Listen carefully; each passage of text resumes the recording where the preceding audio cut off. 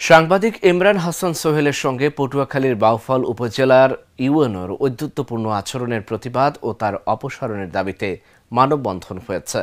বুধবার বেলা 12টায় বৈরী আবহাওয়া উপেক্ষা করে পটুয়াখালীর কলাপাড়া প্রেস ক্লাবের সামনে এই মানববন্ধন হয়।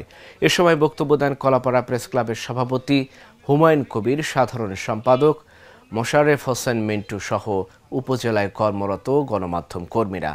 এর আগে ১৯ মে বাউফল গার্লস স্কুল পর্যায়ে দুর্নীতি প্রতিরোধী বিতর্ক প্রতিযোগিতার চূড়ান্ত পর্বের অনুষ্ঠান চলাকালে ওই বিদ্যালয়ের প্রধান শিক্ষকের কক্ষে বসে আমন্ত্রণ না জানানোর অভিযোগ তুলে ইমরান হাসান সোহেলের সঙ্গে অসদাচরণ করেন ইউএনও আমিনুল ইসলাম। এ ঘটনার একটি ভিডিও ফেসবুকে ভাইরাল হলে ইউএনওর বিরুদ্ধে তীব্র সমালোচনা করেন নেটিজেনরা।